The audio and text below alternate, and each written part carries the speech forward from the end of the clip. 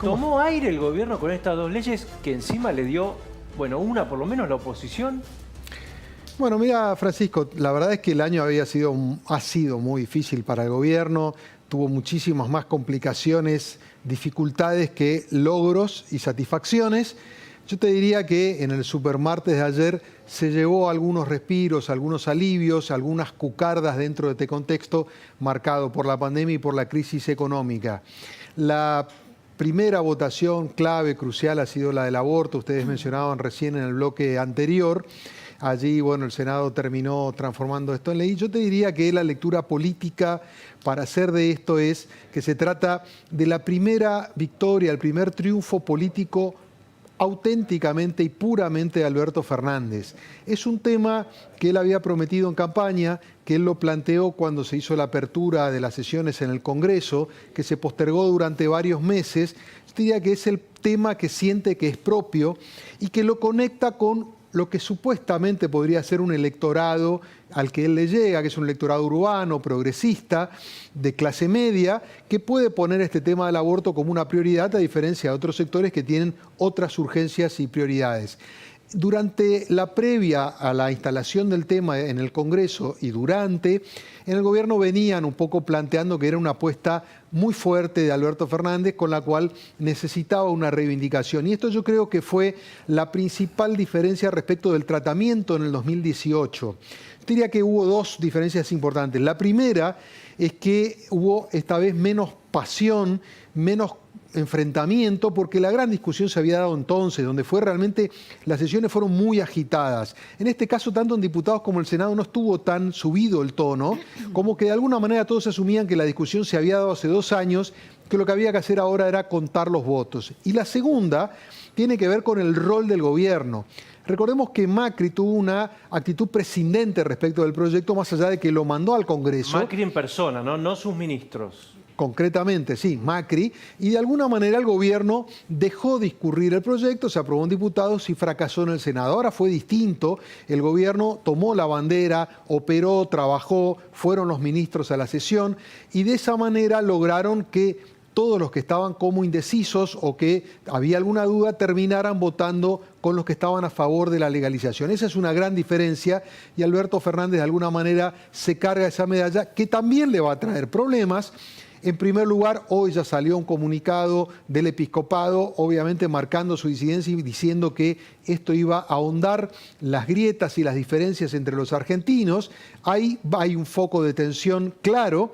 El segundo foco de tensión, que yo creo que lo van a suturar relativamente fácil, tiene que ver con la interna del propio oficialismo, porque también quedó partido, pero da la impresión de que eso se va a subsanar. Se dieron vuelta todos, Jorge, ahí no creo que haya grieta, pero en la oposición, por ejemplo, ¿puede llegar a haber grieta o no? Yo creo, Francisco, que en este caso, como te decía, al llegar con un debate mucho más masticado por la discusión del 2018, yo no veo posturas tan encontradas como entonces.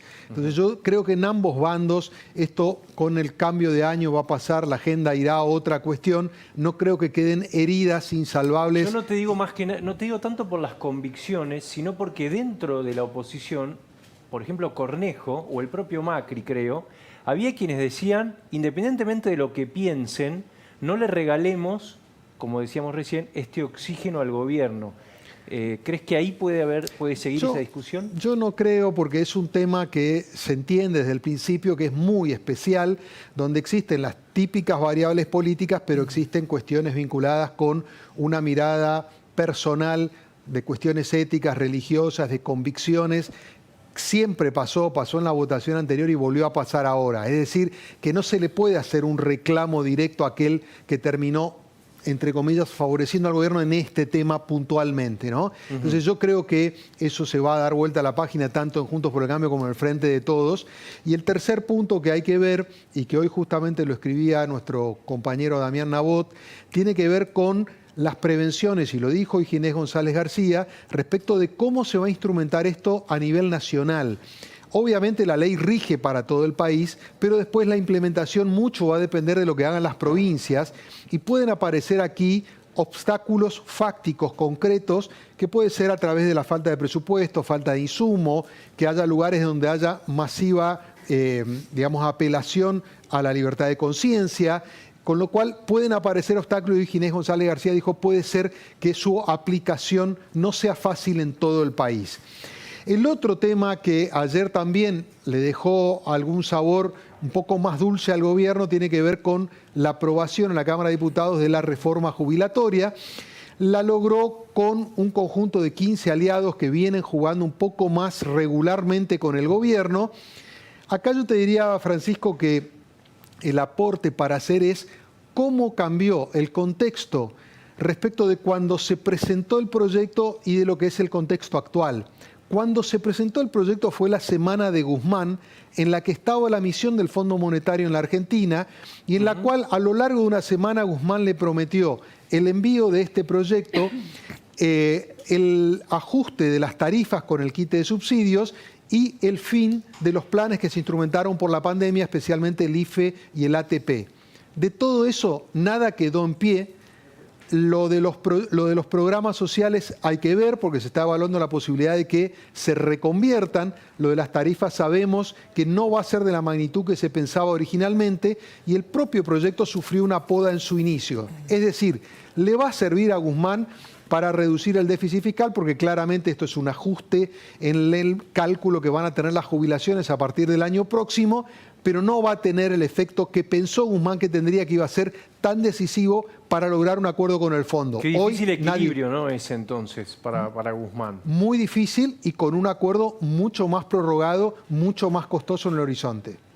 Bueno, muy interesante. Bueno, amigos, llegamos al final. Mañana nos reencontramos igual, pero los que ya arrancan de temprano a festejar, por ejemplo, como Daniel Santacruz. No, arranco ahora y sigo hasta el año que viene. Claro, claro, sigue hasta el año que viene. Tengo horario australiano para recibir el año. Exactamente. Les queremos desear un feliz año, que tengan un gran año, que sea mejor que este, no va a faltar. Esperemos que no sea lo que algunos están pasar. Pero bueno, gracias por todo. Sigan en La Nación Más, está Maquiavelo ahí precalentando y nosotros nos reencontramos mañana. Chau.